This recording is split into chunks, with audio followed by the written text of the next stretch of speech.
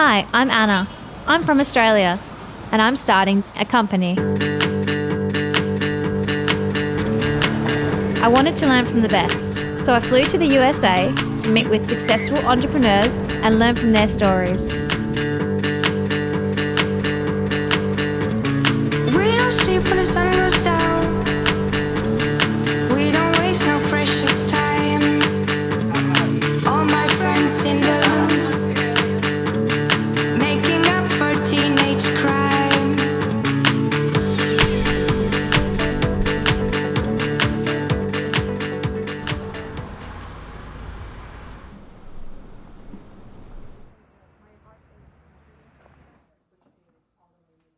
Thank you so much for having us in your beautiful home. You're very welcome. It is absolutely gorgeous, Barbara. And welcome to Los Angeles. I'm just a regular little girl from the Bronx in New York City. I grew up in a very working class family, and I had big dreams. And sometimes my mother believed in me greatly, but sometimes she would laugh, she would giggle when I would tell her some of my ideas. Like at the age of, I think I was 7, I said I was never getting married. I was going to have a llama. I told her a Rolls Royce at the time. I was going to have a big house in Connecticut. Well, some of those things I didn't want later on. To go to school, I had to work 3 jobs, and one of them was in the acid-base laboratory doing blood gas analysis at Roosevelt Hospital. I got very interested in science. So I started to pursue that, and I thought, oh, I think I'm going to be a physician. But then along the way, I met my now former ex-husband, a well-known chef named Wolfgang Puck, and instead I helped start a business for us which has grown and grown and grown and is now global. And tell us a bit about that business. So when I first moved out to Los Angeles, I actually started working in theater and doing lighting and set design and various things, but also working and going to school. And then Wolfgang and I met, and one day he was watching TV and he saw one of his waiters from one of the restaurants he worked in as a chef on TV. He goes, "Why is he on TV?" And I said, "Well, do you want to be on TV?" He goes, "Well, yes."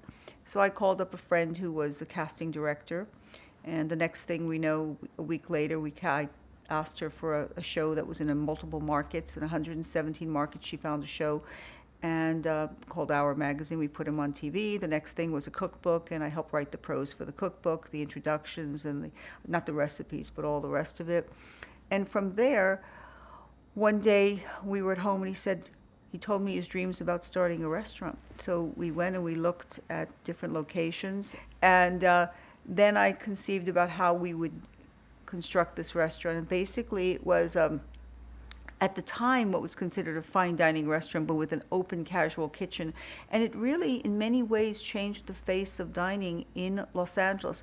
People always attribute me for having started the exhibition kitchen and give me a lot of credit for it, but I always say the exhibition kitchen started with Howard Johnson and the diner, and people coming in and people actually sitting at very Americana, sitting at the counter and watching the cooks cook. But this was unique because it was an upscale restaurant, and it got a lot of notoriety. And about a year later, the Times wrote a big piece called The Spagoization of America, and it just kept rolling like a little snowball down a hill, and it just got bigger and bigger. It became a sort of a playground for the stars and the neighborhood as well. So it was a really an interesting mix of regular folk and what I guess other people consider celebrities, which I always found to be a strange word anyway. But it was really interesting. You'd have, seriously, the person who delivered our mail in the afternoon sitting next to people who were producing films, sitting next to high fashion models, sitting next to people who were icons of industry. And what I had done was design a space that was really like going to somebody's home and being extremely casual, but having great cuisine.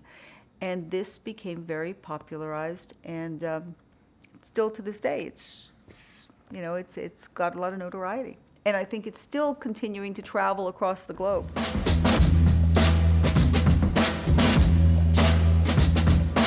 We used to have a great many of what we called the Wolfgang Puck cafes, which I designed with a different look, which was very much based on the Great American Quilt, all of this tile work, very elaborate mosaic tiles, and I built large ones, small ones, and at that time we were moving on to somewhere between 60 to 80 of them.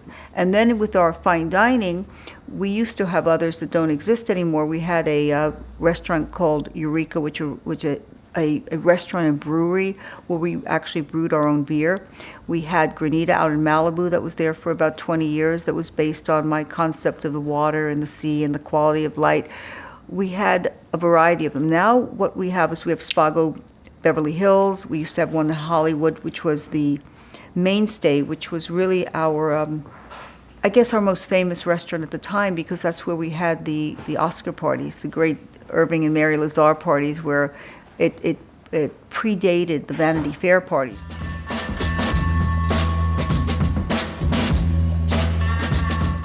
Do you have a favorite restaurant? I think you love your children equally. You like certain traits about each one of them, perhaps more, and certain things about each one of them might annoy you a little bit more, but you try not to talk about those things that annoy you about them.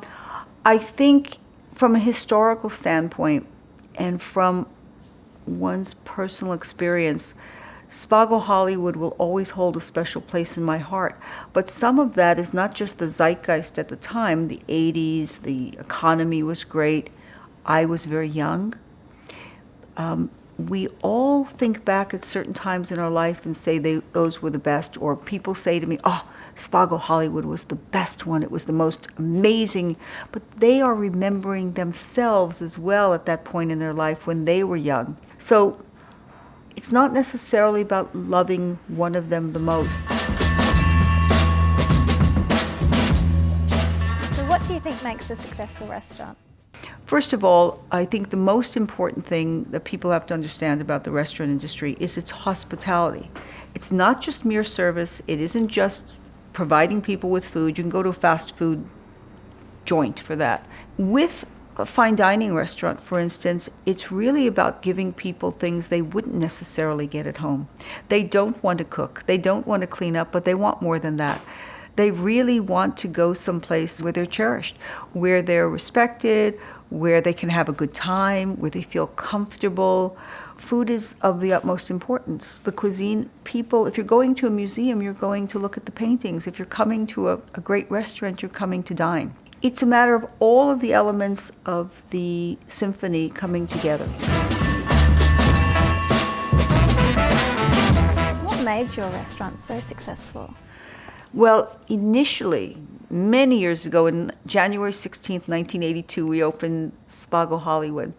And I had been taken out to lunch by the editor-in-chief of Bon Appetit, who clutched my arm and said, "You must stop Wolfgang from leaving Ma Maison. How can he go from making beurre blanc to pizzas?" And of course, it wasn't just pizzas. Pizzas ultimately turned out to be only 10% of our food sales, even though it's what we became famous for at the time, the California smoked salmon pizza. And I said to her, "You know, Rita, making beurre blanc every day can be just as boring as making pizzas every day. Anything can be. You can't eat caviar every single day. I don't care how beautiful your evening clothes are. You don't want to wear that wonderful tight Valentino every single day. Sometimes you want to be in your little sneakers and your jeans and run around in your t-shirt and be comfortable." So people need variety. And I think what happened with the restaurant being successful is I think there was the perfect moment in Hollywood where people wanted to have great cuisine in a more comfortable environment, and they wanted to have fun. And we created a sort of culinary playground for them.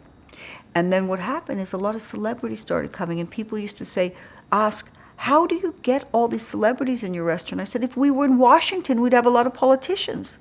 So it's the fact that we are in Hollywood. People have to eat. If you provide, sort of like Field of Dreams, if you build it, they will come. And that's what happened. What was it like being such an iconic businesswoman and then having a family? I didn't have a family for quite a number of years. I didn't have my first son until I was 35 and my second one until I was 41. And people kept warning me, when you have a child, your whole life changes. You know, it's just, and it was one of the reasons I didn't. I understood that. We worked 7 days a week. I used to sleep 4 hours a night, maybe. And then a year later, I was already building Chinois in Maine, our Chinese French restaurant, having a successful restaurant in Hollywood. I was already out at 3 in the morning, going to the job site, working. Then I would come home, change my clothes, go to the restaurant. Often we would be still sitting there at 2, 3, 4 in the morning. So sometimes things would literally overlap where I just wouldn't sleep. And there were many days where I was up for 48 hours straight.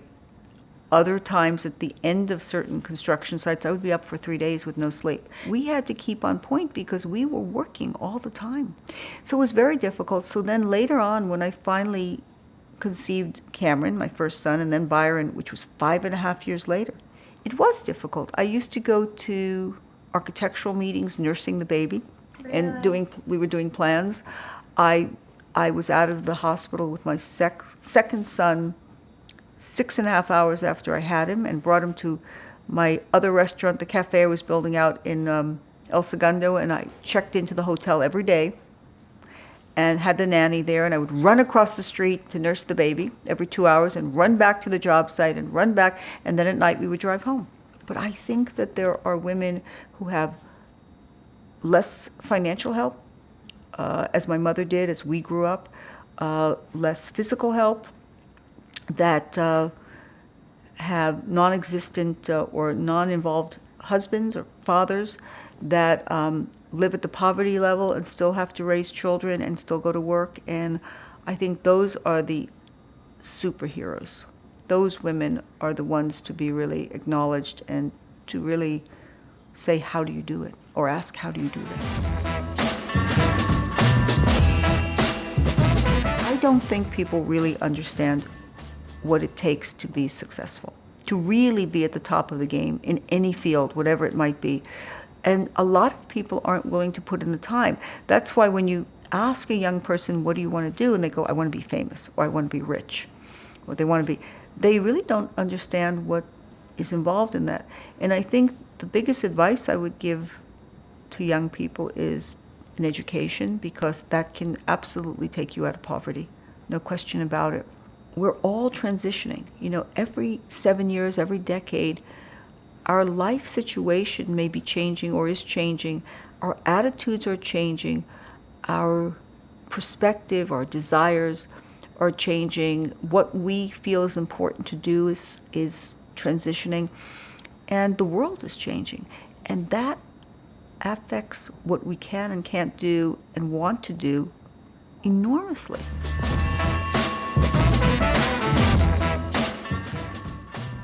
Or creating events that I do and being able to give back in the community gives my life a real sense of purpose. And hopefully some of that one day will rub off on the children, so to speak. But it certainly has affected a lot of people in the community. And I always say that some people get involved with charity or with charity for the wrong reasons and then wind up doing it for the right. A lot of people sometimes do it because it's a societal thing to do. You know, they want to be in the right clique. They want to be with the other women that can get dressed up and go to a charity event. The reality is the people that are benefiting from this don't care. They really don't care if that's why you're doing it. They don't care about your Louboutins. They don't care about your Valentino. They don't care about your Oscar de la Renta or whatever. They're getting the services, and that's what matters.